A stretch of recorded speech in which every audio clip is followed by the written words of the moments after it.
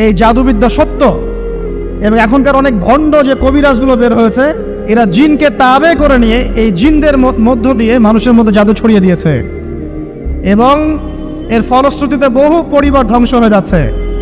এই জাদুবিদ্যা সত্য। আরো একটা জিনিস সত্য, নবী সাল্লাল্লাহু আলাইহি ওয়াসাল্লাম বলেছেন ইন্না আইনাল হক, চোখের নজর সত্য। নবী করিম সাল্লাল্লাহু আলাইহি ওয়াসাল্লাম বলেছেন চোখের বদনজর সত্য। এই যে আমরা বলি ফেসবুকে এত বেশি ছবি দিয়েন না ভাই, ছবি তুলেন না, ছবি তুলেন না, বারবার যে বলি নিষেধ করি, কারণ কি জানেন? একটাই কারণ, বিকজ চোখ লাগাটা সত্য। মানুষের চোখ লাগে, এই কথা শুনলে অনেক মজুমদাররা হাসবে না? কথা বুঝতে পারেন নাই? কিন্তু এটা সত্য, কারণ নবী করিম সাল্লাল্লাহু আলাইহি ওয়াসাল্লাম যা বলেছেন সাদাকাল্লাহু ওয়া সাদাকা রাসূলুহুল কারীম, নবী যা বলেছেন, আল্লাহ যা বলেছেন চিরায়ত সত্য, এর বাইরে কোনো সত্য আছে? আচ্ছা দেখেন, আমি বললাম যে জাদুবিদ্যা সত্য। এই জাদুবিদ্যার চর্চা মানুষ করে, এখনো করে, এবং এই জাদু দিয়ে মানুষের ক্ষতি করার জন্য জিনের প্রয়োজন হয়, দুষ্ট জিন। এই জিনগুলোকে মানুষ তাবে করে মানুষের ক্ষতি করার চেষ্টা করে। দেখবেন এখন গ্রামে গঞ্জে শহরে সব জায়গায় ছড়িয়ে পড়েছে না? দেখবেন, খুব সতর্ক থাকবেন। আমি পরে সলিউশন বলছি আপনাদেরকে। আরেকটা বলেছি, নবী সাল্লাল্লাহু আলাইহি ওয়াসাল্লাম বলেছেন চোখের বদনজর এমন সত্য যে একটা উটকে এই রান্নার ডেকচির মধ্যে ঢুকাই ফেলতে পারে। একটা উট খুব সুন্দর, ভালো, আপনি দেখছেন মাশাআল্লাহ বলেন নাই, নজর লেগেছে, উটটা মারা গেছে, দেন তারপর তাকে জবাই করে খেয়ে ফেলতে হয়েছে। একজন সাহাবী গোসল করছিলেন, গোসল, এটা হাদিস সহিহ, এই আলেম ওলামা যারা আছেন তারা জানেন যে এই হাদিস সহিহ। একজন সাহাবী গোসল করছেন, তার গায়ের চামড়াটা খুব সুন্দর ছিল, একদম স্কিনটা অনেক সুন্দর থাকে না এমন কিছু মানুষ? আচ্ছা, এখন আরেকজন সাহাবী এই গোসল দেখছেন দূর থেকে, দেখে বলছেন যে কি চমৎকার তার শরীরের রংটা, যেন কুমারী নারীর মতো, অনেকটা এমন একটা কথা তিনি বলেছিলেন। সাথে সাথে এই সাহাবী অজ্ঞান হয়ে পড়ে গেছে। কোন সাহাবী? যিনি গোসল করছিলেন। এটার আপনি কোনো ব্যাখ্যা দিতে পারবেন না তো, এখানে কোনো সায়েন্স দিয়ে বা মেডিকেল সায়েন্স দিয়ে আপনি কোনো ব্যাখ্যা করতে পারবেন না। একটা ব্যাখ্যা দিতে পারেন, কিন্তু কেন সেটা হলো সেটা আপনি অ্যান্সার খুঁজে পাবেন না। তো নবী সাল্লাল্লাহু আলাইহি ওয়াসাল্লামের কাছে নিয়ে যাওয়া হলো তাকে। তিনি বললেন যে এই ব্যক্তির ব্যাপারে কি কেউ ভালো মন্দ কিছু বলেছিল? তখন একজন সাহাবী বললেন হ্যাঁ, অমুকে বলেছে এর স্কিনটা অনেক সুন্দর, তোকে ডেকে নিয়ে আসুন। ওকে ডেকে আনা হলো। ডেকে আনার পর নবীজি তাকে অনেক শাসালেন, তোমরা তোমাদের ভাইদেরকে কি মেরে ফেলতে চাও? তখন এই সাহাবী তো অবাক, আমি আবার কখন মারতে চাইলাম ইয়া রাসূলুল্লাহ? আমি তো মারতে চাই নাই, আমি তো খালি বলেছি যে তার গায়ের রংটা অনেক সুন্দর। তখন তিনি বললেন, কেন তুমি সুবহানাল্লাহ বললে না, কেন তুমি মাশাআল্লাহ বললে না? যখন মাশাআল্লাহ বলবেন, সুবহানাল্লাহ বলবেন, নজরটা লাগবে না। আর যখন আপনি মাশাআল্লাহ বলবেন না, সুবহানাল্লাহ বলবেন না, দেখবেন নজর লেগে গেছে। আপনি বিশ্বাস করেন ব্যবসা খুব ভালো চলছে, মানুষ বললো যে বাহ তোর তো ব্যবসা হেভি, লালে লাল শাহজালাল, ঠিক আছে, দেখবেন আপনার কেনা বেচা বন্ধ হয়ে গেছে। এরকম হবে, আমার কথাটা বিশ্বাস করেন। এটা কিন্তু সায়েন্স প্রমাণ করতে পারবে না, আল্লাহ এবং তার রাসূল বলেছেন, তার উপরে কোনো সত্য নেই। আছে সূরা কাহফ 29 নম্বর আয়াত পড়ে দেখেন, আল্লাহ পাক বলছেন ওয়াকুলিল হাক্কু মির রাব্বিকুম, সত্য সেটাই যা তোমার রবের পক্ষ থেকে আসে। ফামান শাআ ফালইউমিন, যার ইচ্ছা হয় বিশ্বাস করুক, ওয়ামান শাআ ফালইয়াকফুর, যার ইচ্ছা হয় সে অস্বীকার করুক। এই কারণে আমরা বলি ফেসবুকে এত বেশি ছবি দেওয়া, এই আই ওয়াশ করা, এই যে শোডাউন করা, হ্যাঁ, ইসলামের কিছু কাজ করলেন একদম মানুষকে না দেখাইতে পারলে ঘুম হচ্ছে না, এগুলো বন্ধ করেন, এগুলো বন্ধ করে দেন আল্লাহর ওয়াস্তে। অফলাইনে কাজ করেন, নিজেকে গোপন করার চেষ্টা করেন। যত বেশি মানুষের কাছে নিজেকে এক্সপোজ করবেন, কাজের বরকত কমে যাবে, কাজের বরকত কমে যাবে, চোখ লাগবে, নজর লাগবে। এবং চোখ লাগা বদ নজরে বহু আলেম আস্তে আস্তে মাঠ থেকে মাইনাস হয়ে গেছে না? যায় নাই? এখন কি আলেমদের সংখ্যা বেশি না কম? যত দিন যাবে আলেমের সংখ্যা আরো কমে যাবে। নবীজি বলেছেন আলেমদের সংখ্যা কমতে থাকবে, মানুষ জাহেলদেরকে আলেম বানিয়ে নেবে।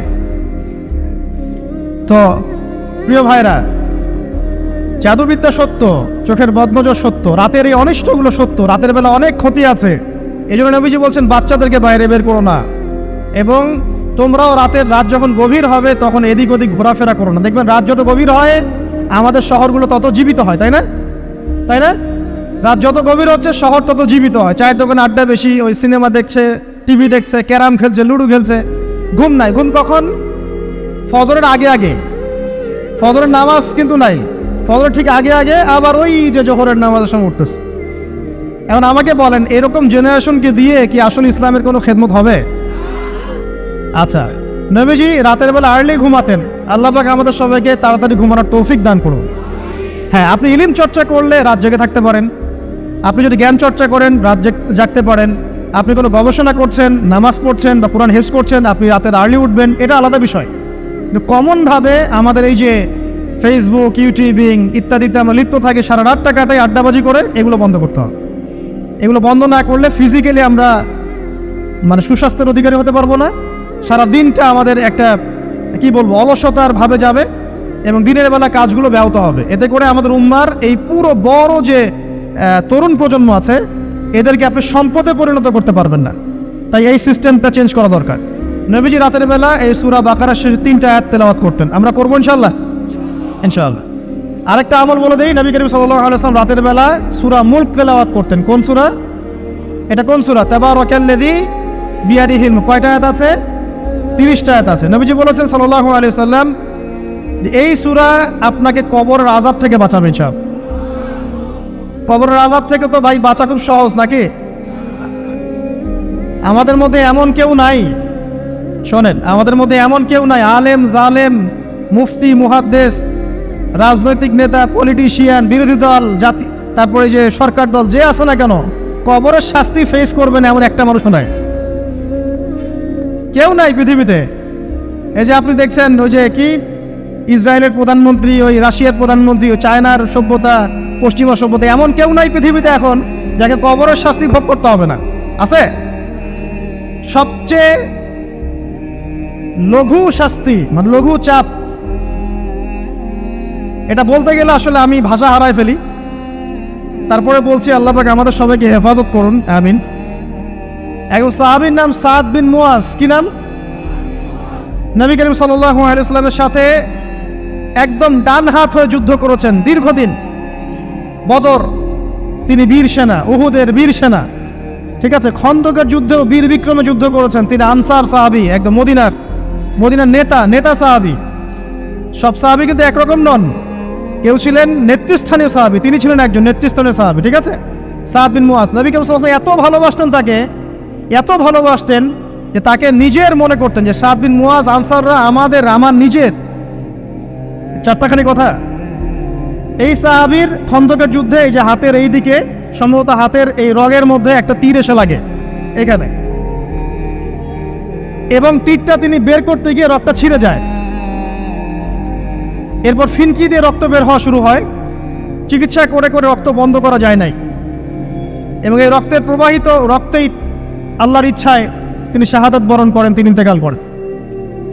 নবী করিম সাল্লাল্লাহু আলাইহি ওয়াসাল্লাম প্রচণ্ড ব্যথিত হন, মানে মনটা তার খুব নরম হয়ে যায় সাদ বিন মুয়াজ রাদিয়াল্লাহু আনহুর জন্য।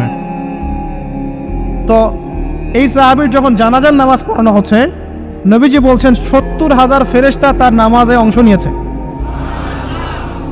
আর এই সাহাবীকে যখন কবরে শোয়ানো হয়েছে, নবী করিম সাল্লাল্লাহু আলাইহি ওয়াসাল্লাম পরে জানিয়েছেন কবরের যে মৃদু চাপ, সাদ বিন মুয়াজ রাদিয়াল্লাহু আনহুর কবরেও সেই মৃদু চাপ দেওয়া হয়েছে। আমি কি বুঝাতে পারলাম ভাই? আমাদের কোনো দাম আছে এখনকার পলিটিশিয়ানদের কোনো দাম আছে? এখনকার সমাজ নেতার কোনো দাম আছে? এখনকার সুদখোরদের কোনো দাম আছে? এই ঘুষখোর দুর্নীতিবাজদের কোনো দাম আছে? আমরা যারা কাঠমোল্লা হয়ে আছি আমাদের কোনো দাম আছে?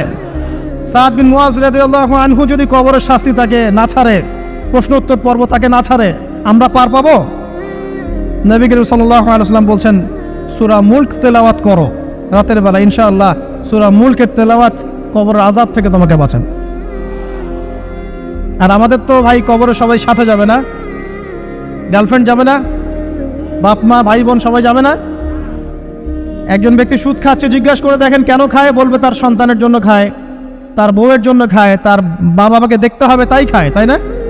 একজন ব্যক্তি ঘুষ খায়, বলবে আমার পরিবারের জন্য খাই। একজন দুর্নীতি করছে, পুকুর চুরি করছে, বলবে দুর্নীতি করছে আমার পরিবারের জন্য খাই, পরিবার ভালো থাকবে। সবার একই এক্সকিউজ যে পরিবার যেন ভালো থাকে, আমার সন্তানরা যেন ভালো থাকে, আগামী প্রজন্মের জন্য কিছু রেখে যেতে পারি, তাই না? এরকম একটা মানুষও কি আপনার সাথে কবরে যাবে? আর এই বোকা মানুষ কেন বোঝে না যে আপনার কবরে আপনাকেই যেতে হবে? তাহলে আপনি কি কারণে অন্যের কারণে নিজের পরকাল নষ্ট করছেন? অন্যের সুখের জন্য আপনি আপনার পরকাল নষ্ট করছেন। সুদ খাচ্ছেন, দিব্যি মায়ের সাথে জেনা করছেন। আপনাদের এলাকায় নাকি সুদের সমস্যা অনেক বেশি। কয়েকটা হাদিস বলে দেই, আমি ওদেরকে আক্রমণ করতে আসি না, আমি শুধু তাদেরকে 3টে হাদিস শোনাতে এসেছি। 1 নম্বর হাদিস শোনেন। আল্লাহর নবী মুহাম্মদ সাল্লাল্লাহু আলাইহি ওয়াসাল্লাম বলেছেন, সুদের পাপের 73টা শাখা আছে। কয়টা? কোনো হাদিসে 70টাও আছে, কোনো হাদিসে 73টা আছে। বলছেন যে সবচেয়ে নিচের শাখাটা হচ্ছে, সুদের পাপের সবচেয়ে নিচের শাখা হচ্ছে যে যেন কোনো ব্যক্তি তার মাকে রেপ করলো, তার মাকে ধর্ষণ করলো। 1 দিরহাম যে ব্যক্তি সুদ খায়, সহিহ বুখারীতে আরেকটা হাদিস এসেছে, সে যেন 36টা মেয়েকে ধর্ষণ করলো। আর আমি একটা কথা বানায় বলছি না, যদি বিশ্বাস না হয় কওমি মাদ্রাসা আছে, আলেম ওলামা আছে, গিয়ে বুখারী খুলতে বলেন, পড়তে বলেন, খালি একবার পড়তে বলেন, দেখেন যদি না থাকে তাহলে আমাকে এর সাথে থাপ্পড় দিয়ে দেয়। যদি না থাকে হাদিস এটা, তাহলে আমার গালে একটা থাপ্পড় দিয়ে যায়। আর যদি থাকে তাহলে আল্লাহর রাস্তায় সুদ খাওয়া ছেড়ে দেন। কোনটা করবেন? চ্যালেঞ্জ করবেন? নবীজি বলেছেন, 1টা দিরহাম যে ব্যক্তি সুদ খায়, দিরহাম মানে কি? রৌপ্য মুদ্রা। এটা এখন দেখতে পারবেন না, জাদুঘরে আছে।